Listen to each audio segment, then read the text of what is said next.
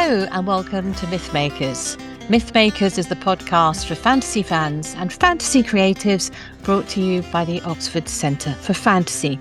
My name is Julia Golding, and today we are in a romantic mood because we are fast approaching Valentine's Day.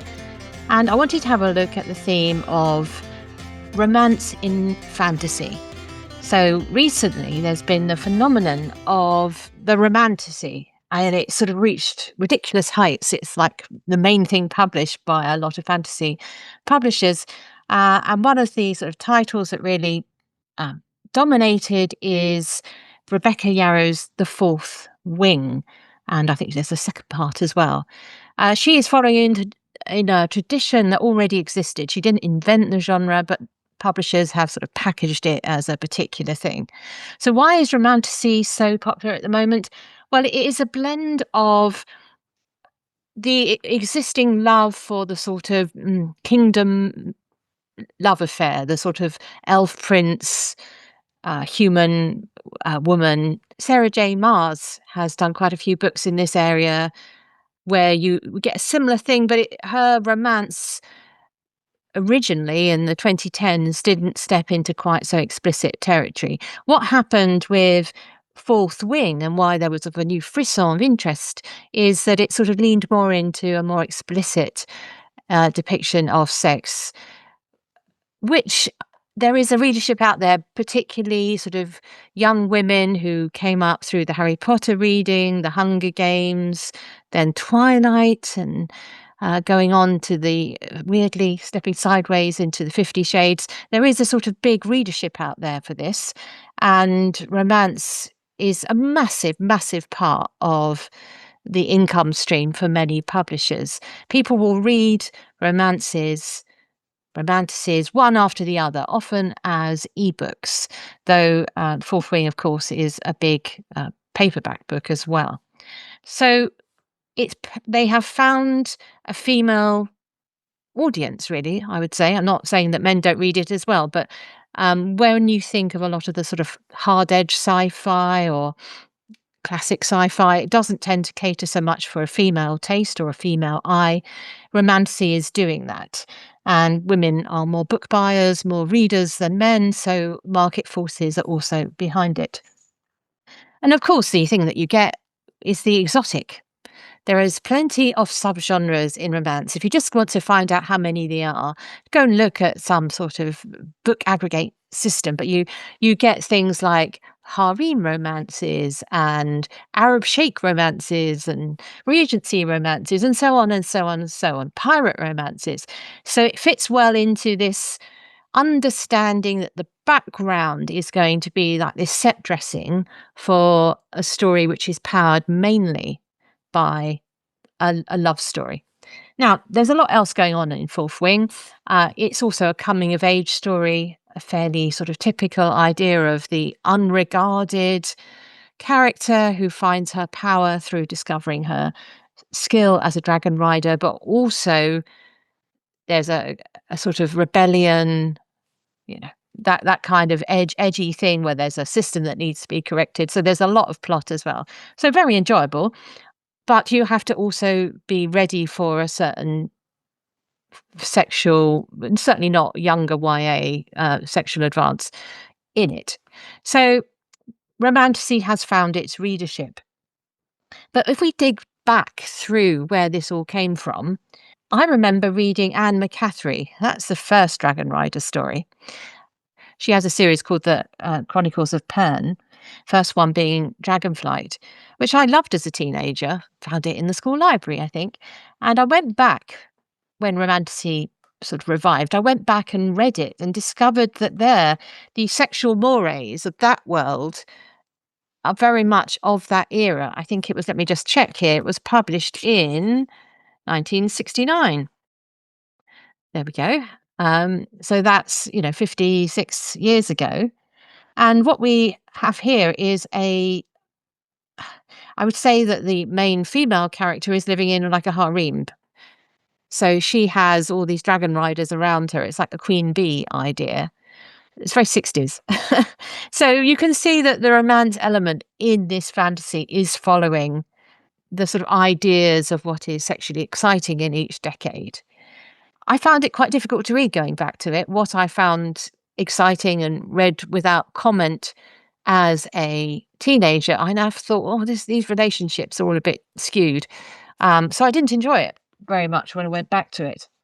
But there are, of course, we can't talk about romance in more recent fiction without mentioning Twilight. Now, I don't know how old you were when Twilight was around. I was a mother of a daughter of the age at which Twilight was sort of directed.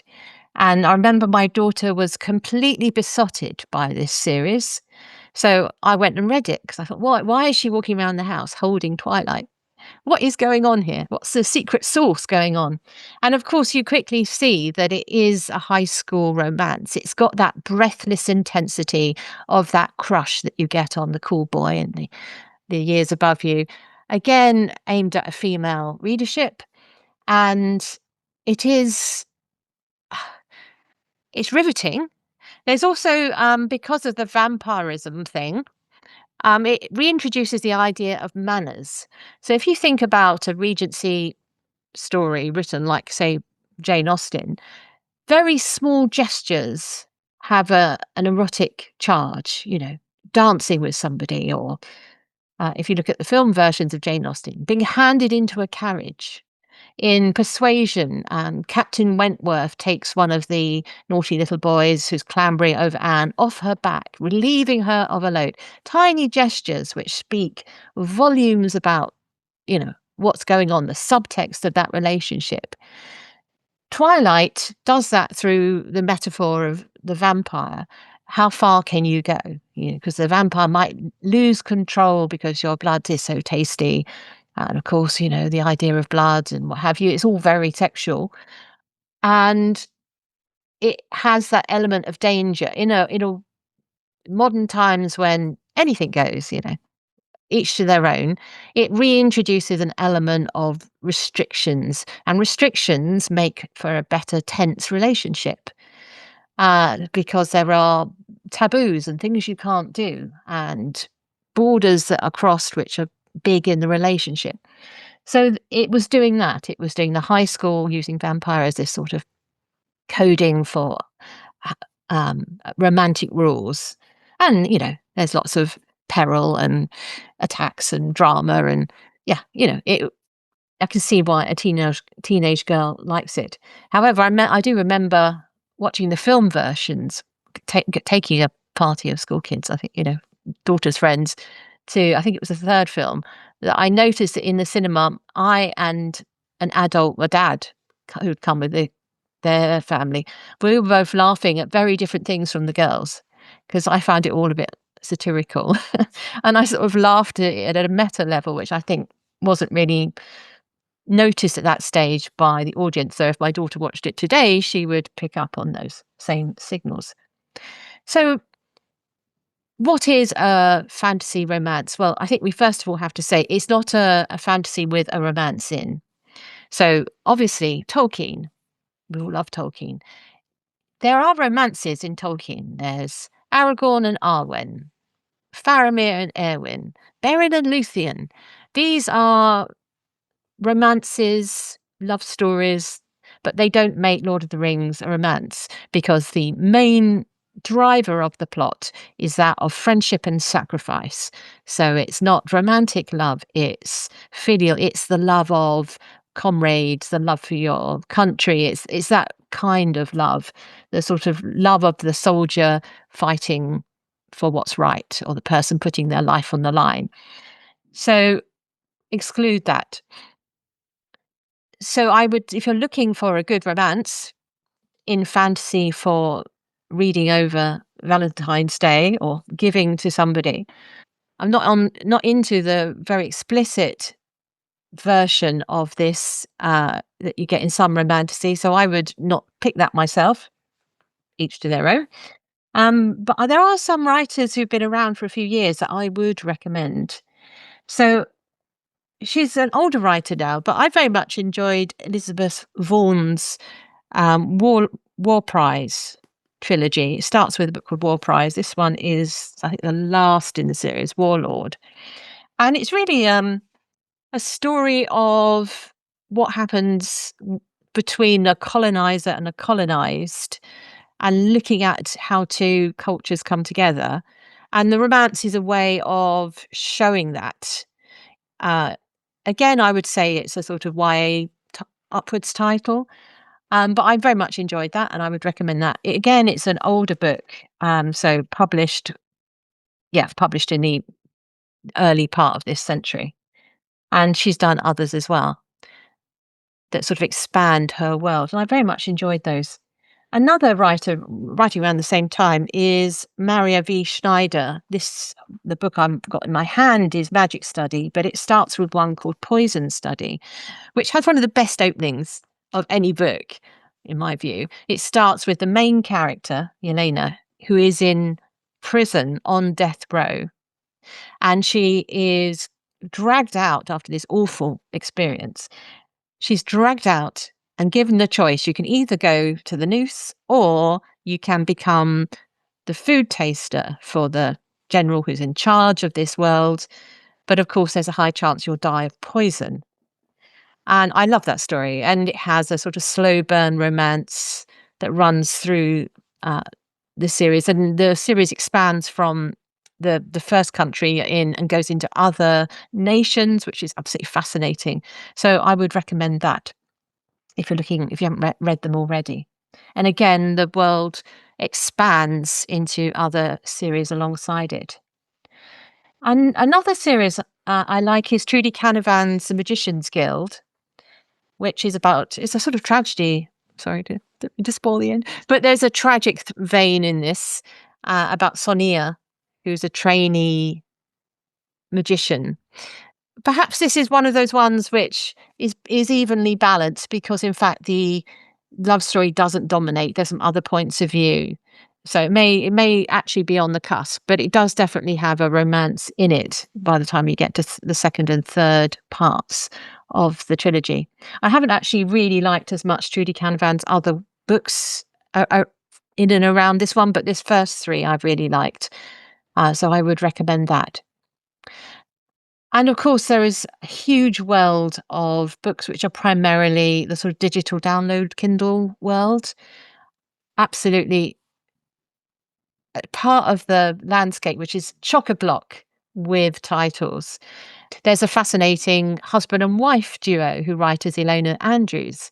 There are some very good books in that series, and the Kate Daniels series. And I've actually enjoyed some of the books she's written after, because normally you would expect romance to finish at wedding bells, but actually she has carried on, or they have carried on after, and that's very enjoyable. It's got a huge area. Talking about mammoth series, another one which is actually a detective story is the J.R.R.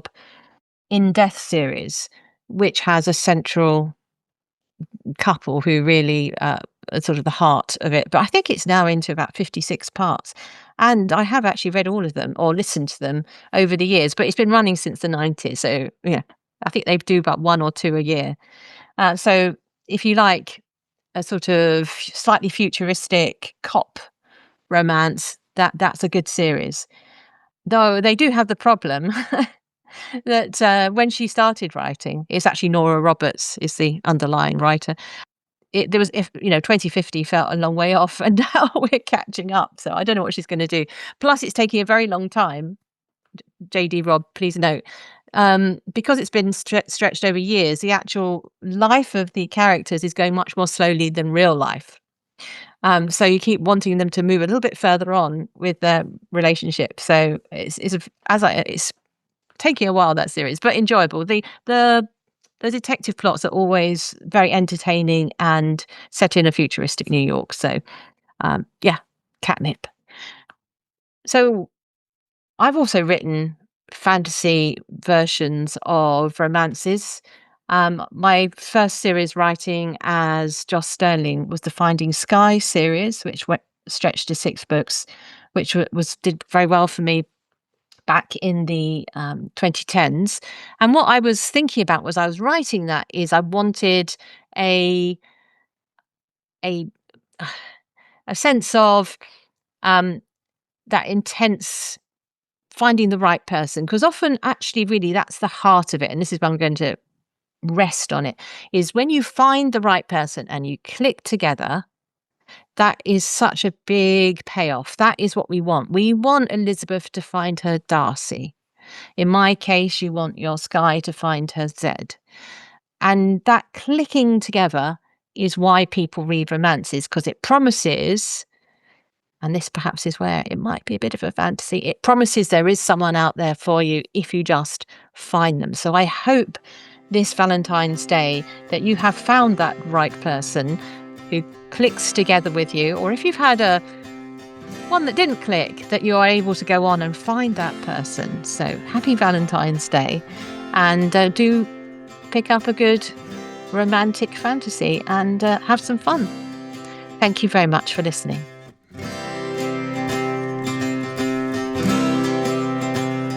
Thanks for listening to Mythmakers podcast, brought to you by the Oxford Centre for Fantasy. Visit oxfordcenterforfantasy.org to join in the fun. Find out about our online courses, in-person stays in Oxford, plus visit our shop for great gifts. Tell a friend and subscribe wherever you find your favourite podcasts worldwide.